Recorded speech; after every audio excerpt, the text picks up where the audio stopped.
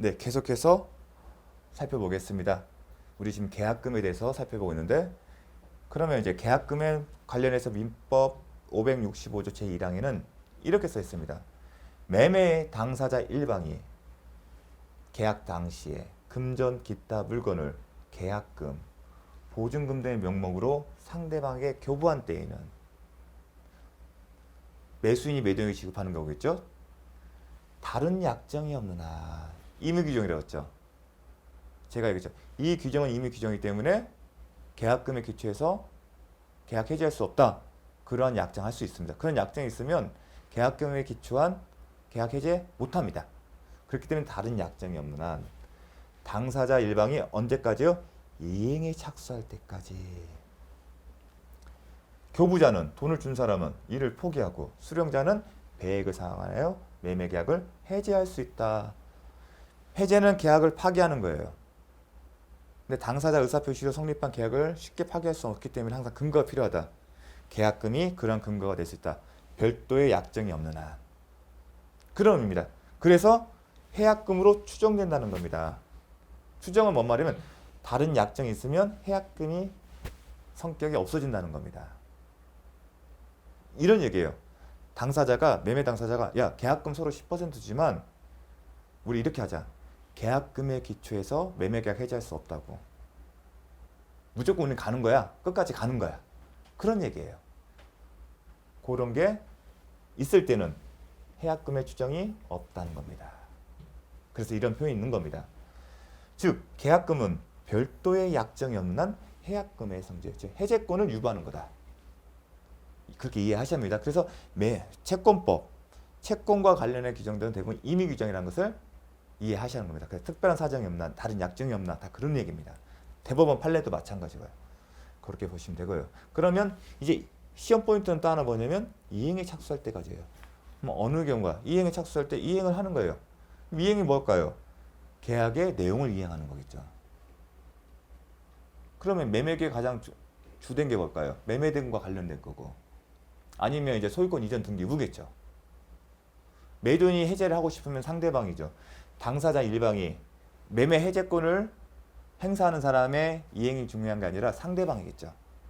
그 상대방이 자신의 채무의 이행에 착수할 때까지.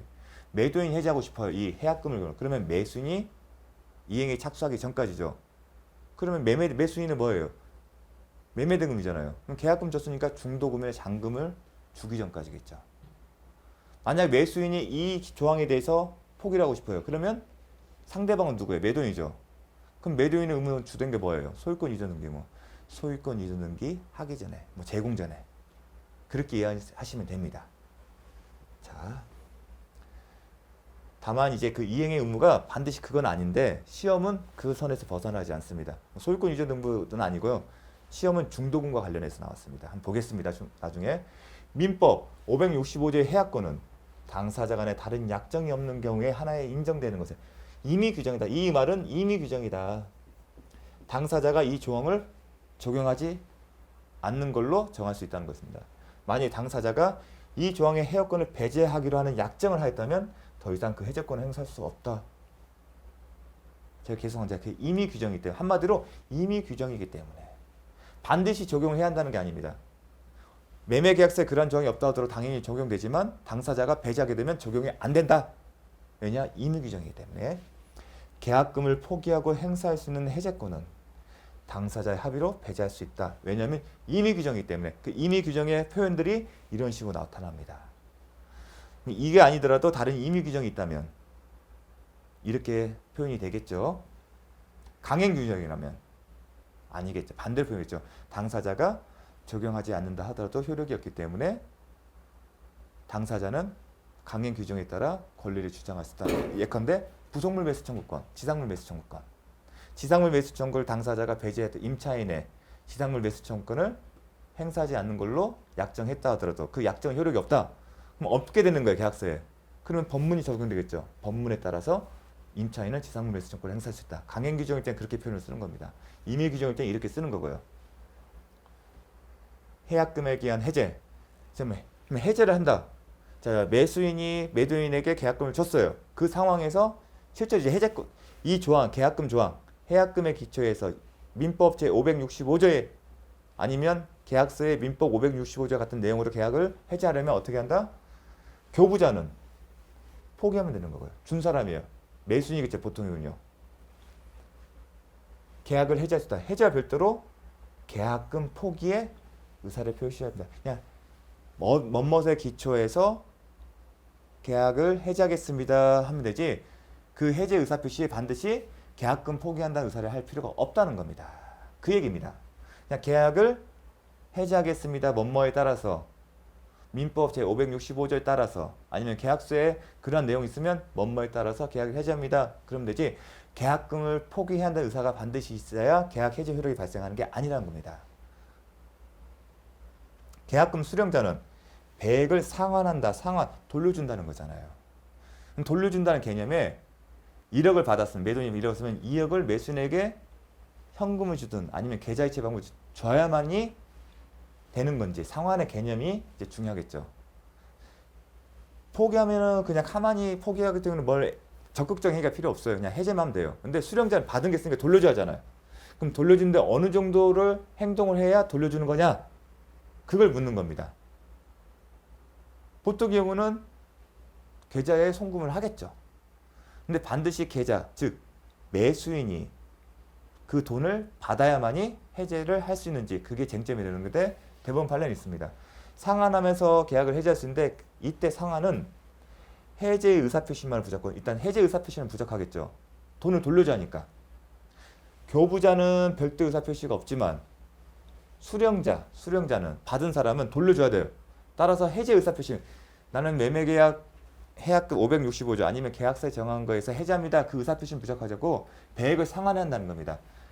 해제 의사표시만은 부족하고 배액 상환인데 반드시 돌려주는 게 아니라 배액의 제공이 있어야 해제 효과가 생기는데, 이 배액의 제공은 제공만 있으면 충분하고 제공만 하면 되는 겁니다. 반드시 수령까지 필요가 없다는 겁니다. 즉 어떤 경우냐면 상대방이 거절하는 거예요. 계약을 계속 유지하고 싶으니까. 그렇다 하더라도 공탁까지 할 필요가 없다면, 공탁까지 요하는 건 뭐냐면 실제로 받는 것과 똑같은 효과를 주려고 하는 겁니다. 자, 매수인이 지금 이 경우에는 뭐냐면, 매도인이, 자, 매수인 정리를 할게요. 계약금 5천만 원을 할게요. 5천만 원을 준 상태에서 매수인이 매도인에게 해제 의사 표시를 할 때는 이 조항에 의해서 계약 해제합니다 하고 해제 의사 표시만 하면 돼요. 거기에 뭐 포기합니다 그렇게 할 필요 없는데, 반대로 매도인이 계약금, 해약금 규정에 의해서 하려면 1억 원을 돌려줘야죠. 1억 원의 상환을 한다. 1억 원을 상환을 한다는 얘기는 매수인이 변제를 받는 거예요. 즉 변제를 받는 것은 통장으로 이체해 주거나 현금으로 주는 거겠죠. 현금을 줬으면 현금 영수 받는 경우, 이런 경우 당연히 필요하겠죠. 먼저 해제 의사 표시와 배액을 상환해야 한다. 근데 배액 상환과 관해서는 첫 번째 생각할 수 있는 게 변제하는 거, 즉 알려준 계좌에 돌리면 돼요. 아니면 현금을 주면 되는 거예요. 그럼 별 문제 없어요. 근데 문제는 뭐냐면 매수인이 거절할 수도 있어요. 수령을 거절하거나 아니면 계좌를 안 알려주는 거예요. 만나주지도 않고. 그럼 그런 경우에 만약에 이러한 상태에서 보통의 경우는 상대방이 변제를 받지 않고 수령을 거절하게 되면 공탁을 해요. 공탁을 하게 되면 실제로 변제받은 거군. 공탁은 누구한테 하냐? 법원에 하는데, 법원에 공탁을 한 순간 매수인에게 변제한 것과 똑같이 취급을 하는 거예요.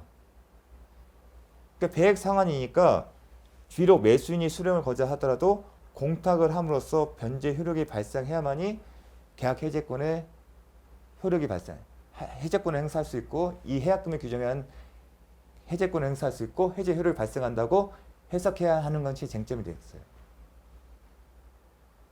그런데 대법원 판례는 그렇게 하게 되면 부당하다는 거예요. 매수인이 반드시 받은 것과 결과를 초래하게 된다면 매도인은 자기가 원하는 시점에 이 계약금의 조항에, 해약금 유보 조항에 따라서 계약을 해지할 수 있는 기회를 상실하게 되는 겁니다. 매수인은 자기 의사표시, 해제 의사표시만 하면 되는데 왜 매도인한테는 이것까지 요구하는 것은 과다하다는 겁니다. 따라서 굳이 공탁까지 할 필요 없다. 수령 거절할 때는 그냥 제공하면 돼요. 이 말은 뭐냐면 대부분 공인중개사무소가 있기 때문에 공인중개사무소를 통해서 나 이 현금 줄 테니 계좌번호 알려주세요. 아니면 맡기겠다. 그런 정도. 반드시 이 사람이 받을 필요가 없다는 겁니다. 계획상한이. 그런 게 의미가 있는 거예요. 실무적으로 되게 의미가 있습니다. 그래서 중요한 게 배액 제공이 있어야 한다는 거. 단순히 해제 의사 표시하면 안 됩니다. 왜 제가 강조를 하냐면 실제로 임대차 계약이나 매매 계약을 할 때 매도인의 임대인이 이 해약금 조항을 기초로 해서 계약을 해지하고 싶어요. 그런데 배액 제공은 안 씁니다. 단순히 계약금에 기초해서 계약 해제 의사를 표시합니다 하고 하는 경우가 있습니다. 하지만 그러한 경우에는 효력이 없습니다. 그걸 모르시는 경우가 있어요. 실무적으로. 매수인은 그냥 포기만 하면 되는데 실무적으로는 임차인이나 매수인이나 공인중개사한테 그냥 저 이거 포기하겠습니다. 그 말만 하면 돼요. 사실은. 근데 매도인이나 임대인은 달라요. 임차인이나 매수인에게 실제로 주거나 아니면 제공을 해야 합니다. 그래야만이 가능합니다. 그래서 중요하면 실무적으로 이 개념을 몰라서 좀 실수를 하는 경우가 있습니다. 그래서 중요합니다. 왜냐면 그러다 보면 매도인의 임대인의 신뢰가 깨질 뿐만 아니라 분쟁이 생길 수가 있어요. 매도인 임대인의 계약을 파기하는데 다 이유가 있지 않습니까? 후속 매매 계약이나 후속 임대차 계약이 지금 준비된 상태거든요. 그런 상태는 매도인의 임대인의 계약 깨겠다는 얘기는 배액을 주고도 깨겠다는 얘기는 이미 다른 계약을 예비하고 있기 때문에 반드시 명확하게 정리될 필요성이 있는데 이 요건을 갖추지 못해서 전에 체결한 매매 계약이나 임대차 계약이 살아있다면 낭패를 보는 거죠. 그래서 중요합니다. 그래서 제가 최근에도 이러한 상담을 받아서 말씀을 드렸어요. 실수하셨다고. 그래서 이 부분 상당히 실무적으로 중요합니다. 자, 제가 이렇게 강조 드렸으니까 여러분이 이런 실수 안 하셨으면 좋겠습니다. 자, 다시 한번 수령자는 단순히 해제 의사 표시만 부족하고 배액을 상환해야 하는데 그 배액 상환은 반드시 상대방이 수령을 받는 것을 요하는 것은 아니고 배액의 제공이 있으면 족하다. 보통 이런 경우에는 중개사무소에 맡긴 경우도 있어요. 맡겨놨으니 모르니까 돈을 주고 싶어도 모르니까 맡겨놨으니 찾아가세요. 따라서 반드시 그 사람이 받을 필요가 없으니까 공탁까지 요하는 거다. 할 필요 없다. 공탁한다는 얘기는 사실상 상대방이 받은 것과 똑같은 혈액이거든요. 이걸 뭐라냐면 변제공탁이라고 합니다. 변제공탁. 공탁을 함으로써 상대방에게 변제와 돈을 준 거와 동일한 효력이 생깁니다. 근데 돈을 받은 사람 공탁은 법원이에요. 실제로 누구예요? 상대방이 매수인한테 주는데 법원에 공탁함으로써 매수인한테 준 거와 동일하게 취급하겠다는 겁니다. 그게 공탁제도입니다. 변제공탁. 제가 강조드렸습니다. 유동적 무효 상태인 매매 계약에 있어서도 매도인은 계약금의 배액을 상환하고 계약을 해지할 수 있다. 할 수 있습니다. 유동적 무효에서 배웠습니다. 중요합니다. 이것도 지출 잘 되고 있습니다. 유동적 무효 상태지만 매도인은 계약금 배액을 상환하고 계약을 해지할 수 있습니다. 확정적 유효한 상태에서만 가는 게 아니라 유동적인 무효 상태에서도 가능하다는 게 포인트입니다. 왜 대법원까지 가냐면 계약금을 배액을 상환하고 계약을 해지하는 것은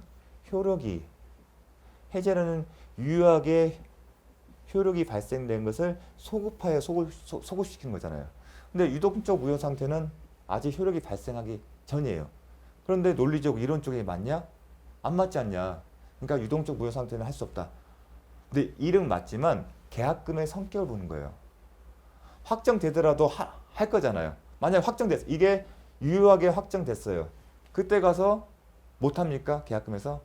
어차피 할 수 있는 거기 때문에 유동적 무효 상태에서도 할 수 있다고 보는 게 맞다는 겁니다. 다만 해약금에 기하여 해지할 수 있는 565조 기하여 해지할 수 있는 시기는 이미 규정이기 때문에 별도의 약정이 없으면 당사자 일방이 이행에 착수할 때까지입니다. 그런데 이와 관련해서 제가 아까 잠깐 설명해 줬죠. 이 개념을 보려면 해제권자가 있을 거고요. 그리고 그 상대방이 있겠죠. 이 당사자 일방이 상대방이에요. 해제권자가 아니에요. 즉 해제권을 행사하고 싶은 사람의 상대방이 이행에 착수할 때까지, 즉 이 상대방이 자신의 채무를 이행하기 때까지 그 반대편에 있는 해제권자는 계약금에 의해서 해제권을 행사할 겁니다. 이 개념을 잘 보셔야 돼요. 해제권자와 이 이행의 착수는 해제권자의 상대방. 근데 이 지분을 이제 기출이 나왔는데 그래서 어려운 거예요. 이걸 개념을 알아야 돼요. 매도인이 매수인에 대하여 매매계약의 이행을 최고하고 매매 잔대금의 지급을 구하는 소송을 제기한 경우만도 이행에 착수하냐가 쟁점이 됐어요. 무슨 얘기면 매도인이 해제권자예요. 그 반대편에 있는 사람이 누구죠? 당연히 해제권자는 매도니까 반대편에 있는 사람은 매수인이죠. 그 매수인이 당사자 일방이죠. 그럼 이행에 착수할 때가 그럼 뭐죠? 매수인이 이행 착수는 뭐예요? 매매대금 지급과 관련되는 거죠. 그러면 이 표현을 들으면 매수인이 자신의 채무인 매매대금 채금을 이행에 착수하기 전에까지만 매도인은 계약금, 해약금 추정 규정에 의해서 계약을 해지할 수 있다. 그게 막혔죠. 그런데 매수인은 지금 이 상황에서 자신의 채무를 이행을 안 했어요. 자신의 채무를 아직 실제로 안 했어요. 그런데 매도인이 해제권을 행사하기 전에 뭘 했냐면 매수인에 대해서 계약의 이행을 최고하고 매매 잔대금 지급을 구하는 소송을 제기했어요. 그러면 이것도 이행의 착수를 볼 수 있냐 하고 하는 쟁점이 된 거예요. 만약 이행의 착수를 본다면 매도인은 해약금에 기초해서 해제권 행사할 수 없는 것이고 설사 했다 하더라도 계약 해지 효력이 발생하지 않는다는 겁니다. 그래서 매수인이 주장을 한 거예요. 그렇게. 이제 매도인은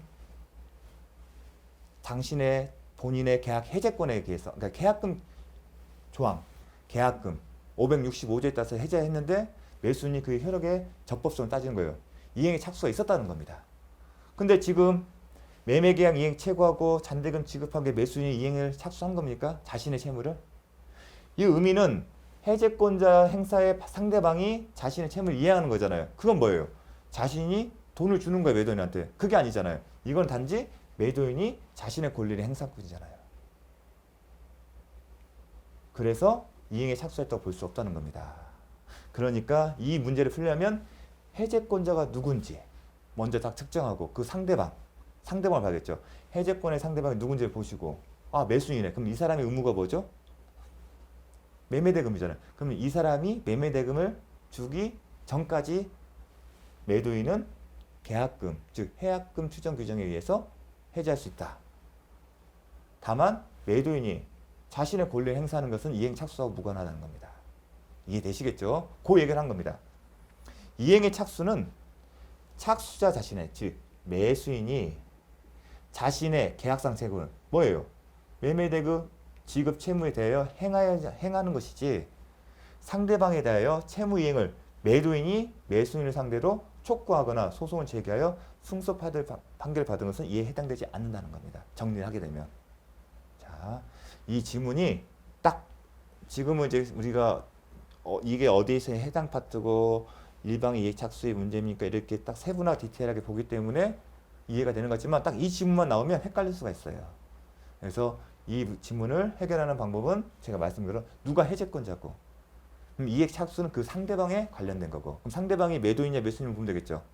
매수인이면 매매대금 지급 채권 매도인이면 상대방이 매도면 소유권 이전 등기겠죠. 자, 그렇게 이해를 하셨으면 좋겠습니다. 그래서 제가 서두에 이행의 착수란 그 상대방 내가 해제권을 행사하고 싶은 사람 뭐에 기초해서 계약금 조항에 기초해서 565조에 기초해서 해제권 행사하고 싶은 사람은 제한이 있다. 상대방이 내 반대편 상대방이 이행 착수. 그럼 상대방이 자신의 채무가 뭔지를 알면 답을 풀 수 있는 거죠.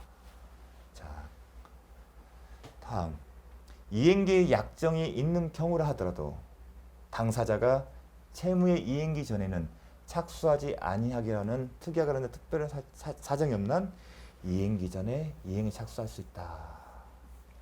중요합니다. 실무적으로 쉽게 얘기해서 계약금 중도금, 잔금, 아니면 계약금. 이렇게 보겠습니다. 이런 거예요. 실무에서도 쟁점이 될 수 있습니다. 중도금. 매매대금은 이런 식으로 나누겠죠. 임대차 보증금도. 계약금, 잔금. 계약금, 중도금, 잔금 지급하고 약정하는 경우, 매매계약이나 임대차 계약이 아니면 계약금이나 잔금을 주는 경우, 이 두 가지 형태. 뭐 일시불일 때는 의미가 없겠죠. 그걸로 목적 달성이 끝나기 때문에. 그런데 계약 체결 이후에 사정이 변경해서 매도인이 낌새가, 매도인이나 보통은 매도인이나 매수인이, 특히 매도인이 마음이 바뀌려고 해요. 부동산 경기가 달라면서 가격이 상승할 때. 그러면 매도인은 계획을 상환하고도 이 계약을 파기할 경제적인 실익이 있는 경우도 생길 수 있습니다. 그러면 매수인 입장 그걸 막고 싶겠죠. 반대로 매도인이 계획을 상환하고서도 계약을 파기하고 싶다는 얘기는 그만큼 매수인에게는 유리하잖아요. 그럼 막는 방법이 결국은 이행의 착수예요. 이행을 착수하게 되어버리면 계약금 조항에 별도의 다른 약정이 없는 한 못하잖아요. 그런데 이행기가 정해졌잖아요. 그럼 이행기 때 이행해야만이 그 의미가 있을까? 그거 아니라는 겁니다. 이행기가 중도금이라면 중도금 이행기가 정해졌다 하더라도 미리 이행하면 이행에 착수한 걸로 보겠다는 겁니다. 이 경우도 잔금이겠죠. 이행의 착수는. 매수인 입장에서는, 임차 입장에서는. 하지만 미리 한 경우에는 이행의 착수를 보고 이러한 이행기 전이라도 이행 착수가 있으면 매도인이나 임대인은 계약금, 해약금 유보 규정에 의해서 계약을 해지할 수 없다. 그게 핵심 내용입니다. 자, 이행기의 약정이 있는 경우라 하더라도 당사자가 채무의 이행기 전에는 착수하지 아니하기라는 특약을 하는 등 특별한 사정이 없나. 대신 착수 이행의 그 시기, 계약금의 행사 이런 겁니다. 특약을 뭐냐면 이행기 전에도 이행이 있으면 이행 착수를 보기 때문에 당사자 이런 얘기를 할 수 있어요. 내가 매도인이든 매수든 이행 착수 시기를 못을 받고 싶은 경우가 있어요. 왜냐면 그 사이에 내가 마음이 바뀌어서 해약금 유보 조항, 즉 계약금 조항에서 계약을 할 수 있는 기회를 갖고 싶기 때문에. 그럼 쓰면 돼요. 즉 미리 정해진 변제기 이전에 이행이 이루어졌더라도 이행 착수로 보지 않는다. 그런 경우가 아닌 한 이행기 전에 이행 착수했었다. 그런 의미입니다. 이런 판례 조문이 나오기 때문에 계속 계약서는 진보하는 거예요. 왜냐면 그런 필요성이 있기 때문에 하는 거거든요. 자, 매수인이 이행기 전에 중도금을 지급한 경우 매도인은 특별한 사정이 없는 한 계약금의 배액을 상환하고 계약을 해지할 수 없다. 맞는 질문입니다. 실무지도 되게 중요합니다. 자, 당사자 일방이 이행에 착수한 경우에는 이행에 착수한 자의 상대방뿐만 아니라 이행에 착수한 사람도 해지할 수 없습니다. 당연한 얘기입니다. 무슨 말이냐면 매도인, 매수인. 매수인이 중도금을 지급했어요. 그럼 이행에 착수한 거죠. 그럼 매도인은 계약금 조항, 즉 해약금 유보 조항에 따라서 계약을 해지할 수 없어요. 근데 왜 이런 질문이 나타나면 매수인 입장에서는 상대방, 이제 이 사람 매수인이 이 계약금 조항에서 계약금, 해약금 유보 조항에서 해제를 하려고 해요. 그러면 상대방이 누구예요? 이 사람이 되죠. 그럼 이 사람의 이행의 착수는 매도인의 채무와 관련된 거죠. 소유권 이전 등기. 그러니까 이런 얘기한 거예요. 매도인의 계약금에 기초해서 해지할 수 있지만 내가 이제 해지하려고 한다. 근데 상대방이 아직 소유권 이전 등기 의무를 착수하지 않았다. 그 이후로 계약금 조항에서 계약 해제를 주장하는 겁니다. 하지만 상대방이 없다 하더라도 이미 중도금을 지급해서 이행에 착수해서 매도인이 해제권을 행사할 수 없는 상황에서는 당연히 매수인도 해제권을 행사할 수 없다는 겁니다. 그런 의미입니다. 이해되시겠죠? 어떤 상황인지는. 당연히 매수인 입장에서는 그런 주장이 가능하지 않습니다. 이론적으로. 하지만 대법원 판례는 그런 경우에도 못한다. 상대방이 이 계약금 조항에 의해서 계약금 조항의 해약금 유보 조항에서 이행 착수가 있음을 이유로 계약 해제권을 행사를 못하면 이행에 착수한 자도 못합니다. 그 의미입니다. 해제의 효과.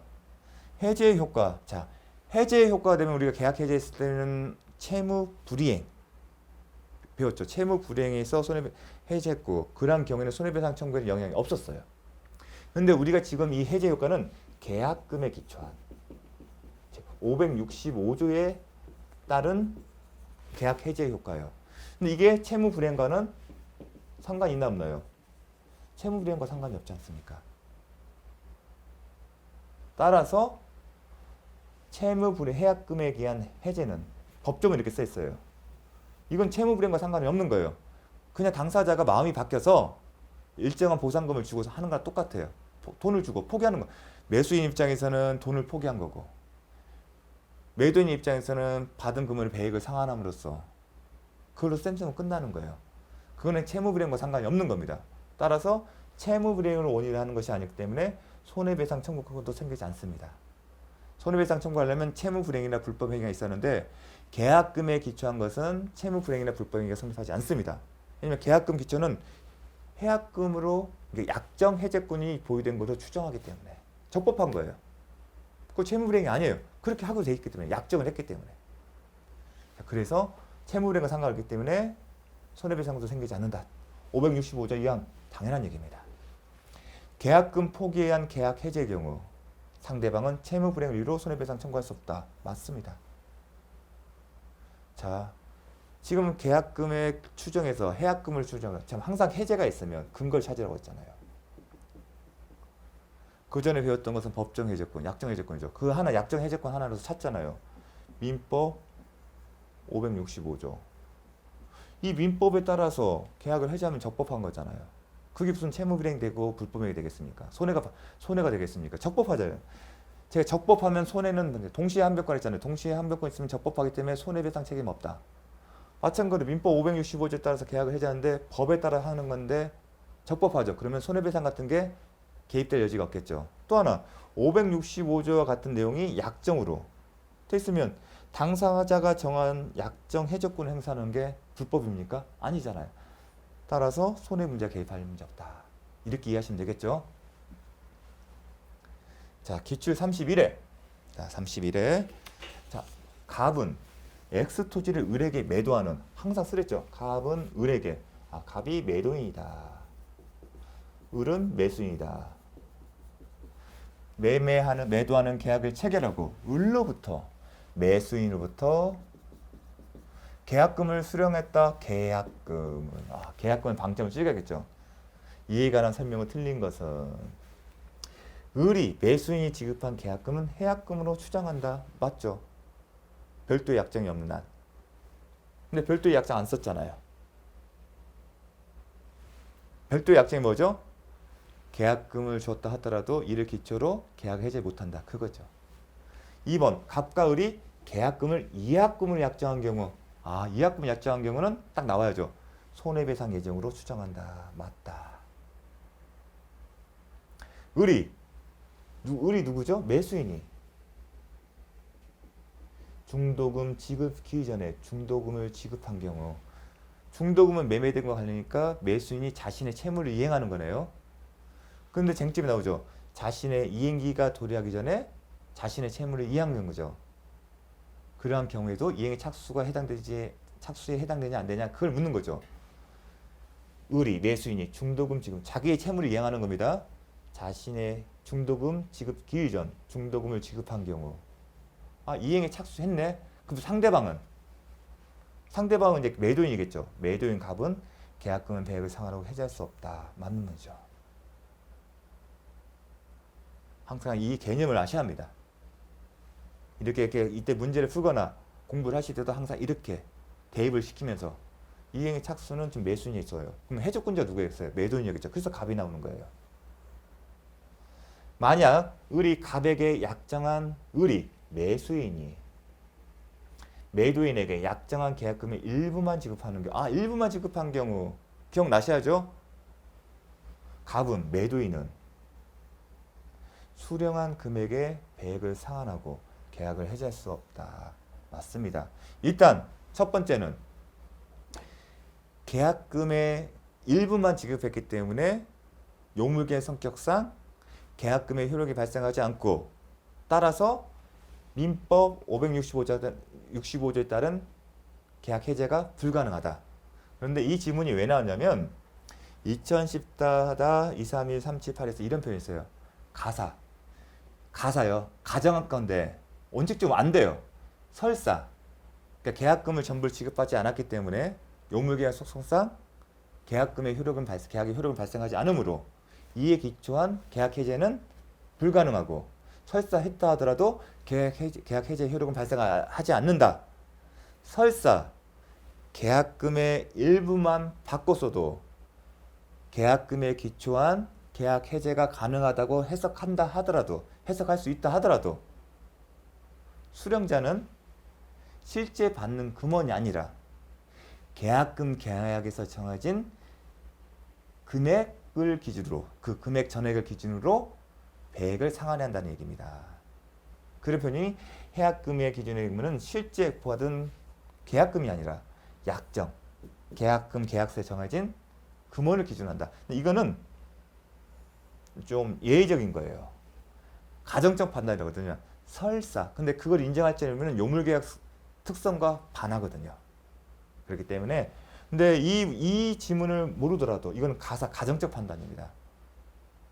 그런 어떤 가정적 판단이 들어가지 않는다면 오답에 분쟁의 그 답안에 그 출제의 의문을 제기할 수 있습니다. 다만 우리는 일부만 지급한 경우에는 효력이 없다는 게 대법원 판례에 명시된 얘기 때문에 이 지문은 할 수 없다는 것을 답은 찾을 수 있습니다.